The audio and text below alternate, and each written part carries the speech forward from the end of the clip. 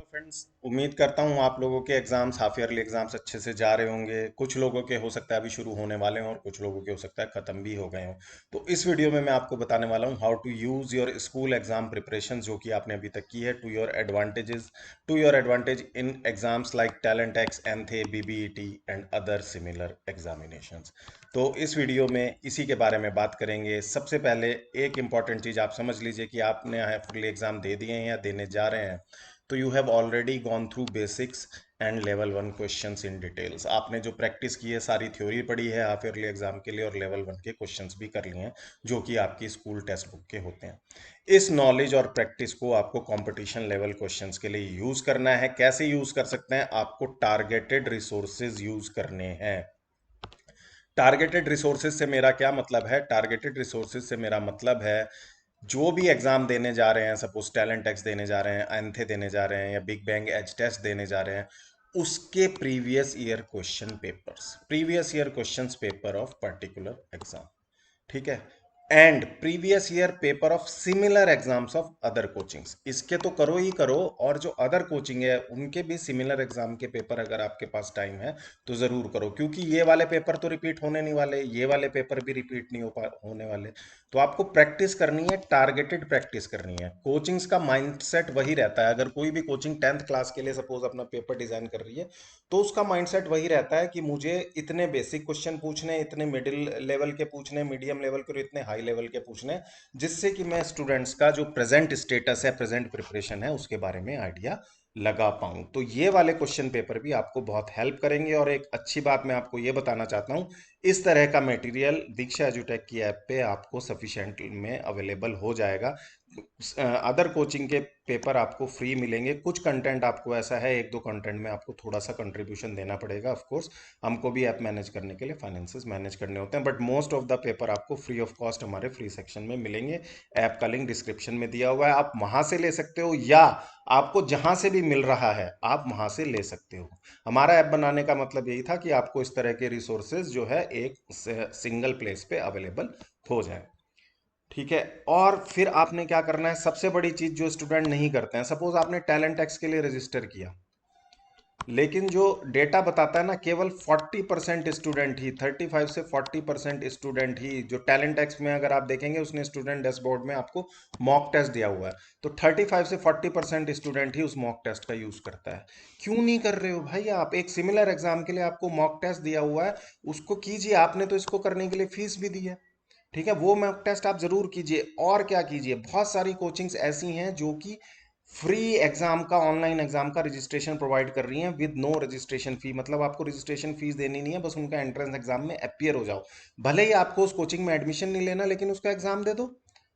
For example आकाश है, एंथे, ठीक है, इसका फ्री रजिस्ट्रेशन है। रजिस्ट्रेशन का लिंक डिस्क्रिप्शन में है, फ्री रजिस्ट्रेशन का लिंक, वहां से जाके आप जो है रजिस्टर कर सकते हो। आपको इसमें क्या मिलेगा? एक मॉक टेस्ट मिलेगा और एक लाइव टेस्ट मिलेगा। तो अगर आप टैलेंट टेक्स की प्रिपरेशन कर रहे हैं और आपने ये दो दे दिए, तो आपको फ्री में दो मॉक टेस्ट मिल गए लेटेस्ट पैटर्न के ऊपर, उनकी प्रैक्टिस हो गई आपकी। तो इन रिसोर्सेज को यूज करो। स्टूडेंट लाइफ में ये सब चीजों का, अपॉर्चुनिटी का यूज करना चाहिए। ये आपके लिए बहुत बड़ी अपॉर्चुनिटी है। Why are you not using it? करो इसको यूज। ठीक है। और फिर क्या करना है, जब आपने टारगेटेड रिसोर्स से प्रैक्टिस कर ली है, तो आपको अपनी वीकनेस पता चल जाएगी। और ये वीकनेस, सपोज आप टैलेंट एक्स का एग्जाम दे रहे हो, तो आपको ये बता देगी कि भाई टैलेंट एक्स एग्जाम के लिए अभी आप यहाँ पे वीक हो। तो इस परफॉर्मेंस के बेसिस पे अपनी वीकनेसेस पे वर्क करो। सपोज आपका किसी क्वेश्चन में कोई बेसिक क्लियर नहीं था, उस बेसिक को क्लियर करो। सपोज किसी क्वेश्चन में आप बार बार कैलकुलेशन मिस्टेक कर रहे हो किसी मैथमेटिक्स के क्वेश्चन में, वो क्लियर करो। अपनी वीकनेस पे काम करो, तभी इंप्रूवमेंट होगा। और मेंटल एबिलिटी टेस्ट, इसके ऊपर अटेंशन पे करो। ये बहुत स्कोरिंग है और इसकी बहुत लेस बच्चे प्रिपरेशन करते हैं। ज़्यादातर बच्चे इसको पढ़ना ही नहीं चाहते, क्योंकि रूटीन में कभी पढ़ा नहीं होता तो बोरिंग लगता है। लेकिन ये बहुत स्कोरिंग है। अगर आप टैलेंट टेक्स की ही बात करो तो 20 क्वेश्चन आएंगे इससे, 4 मार्क्स के, यानी कि 80 मार्क्स का तो आपको मेंटल एबिलिटी टेस्ट ही है। ठीक है, आप समझ रहे हो? अगर 80 में से 80 स्कोर करते हो तो आपके लिए कितना बड़ा एडवांटेज है। बुक से स्टडी कीजिए and practice from targeted resources. और मेरे हिसाब से इसका जो रेशो है वो 3:7 होना चाहिए, क्योंकि अब कोई भी एग्जाम होने में, आपका अक्टूबर में सारे एग्जाम है, तो मोटा मोटा भी हम माने तो आपके पास 1 मंथ है या 1.5 मंथ है। ठीक है, मैं मानता हूँ 1 ही मंथ है। तो आप जो बुक से बेसिक पढ़ रहे हैं उसको 3 के रेशियो में रखिए, और जो प्रैक्टिस कर रहे हैं टारगेटेड रिसोर्सेज से, ऐसे नहीं कि कुछ भी उठा लिया। आप कुछ भी उठाने से कोई फायदा नहीं है, डायरेक्शनलेस प्रिपरेशन करने से कोई फायदा नहीं है।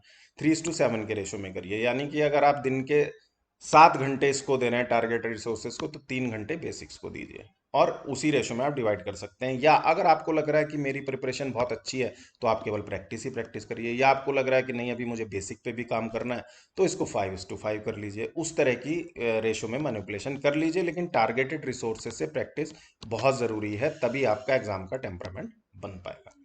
अच्छा, अनदर इंपॉर्टेंट चीज, aim for step by step improvement. कई लोग क्या सोचते हैं ना, कि अभी मैं यहाँ खड़ा हूँ फर्स्ट स्टेप पे और मैं सीधे लास्ट स्टेप की तैयारी कर लूँ। आप नहीं कर पाओगे ऐसे। आप घर में भी देखो, फर्स्ट स्टेप से और सीधे घर की लास्ट सीढ़ी चढ़ जाओगे क्या? नहीं चढ़ पाओगे। ठीक है ना। कई बार क्या होता है, सपोज आप जिम में गए, आपने देखा एक बहुत ही बढ़िया बॉडी बिल्डर बंदा खड़ा है, और आप सोचते हो बस मैं 2 दिन में इसके जैसी बॉडी बना लूँ। नहीं बना पाओगे।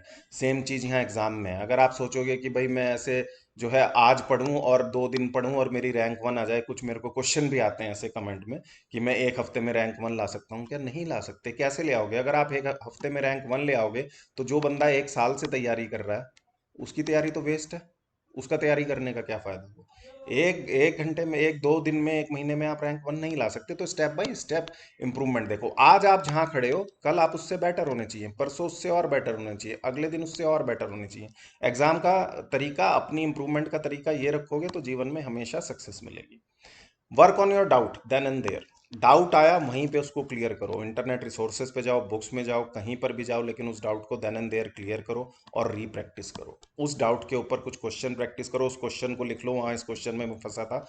1 हफ्ते बाद या 2 हफ्ते बाद या 10 दिन बाद उसकी फिर से प्रैक्टिस करो, उसको फिर से करने की कोशिश करो। स्टे फोकस्ड, अपने टाइम को प्लान करो, अपने रूटीन को प्लान करो, और अपना बेस्ट देने की कोशिश करो। यही इस एग्जाम्स का, इन एग्जाम्स का मर्म है। Ultimately it is exam. Rank के पीछे मत भागो, कैश प्राइस के पीछे मत भागो, अपनी परफॉर्मेंस में इंप्रूवमेंट के पीछे भागो। और एज ऑलवेज हमारी तरफ से आपको ऑल द वेरी बेस्ट।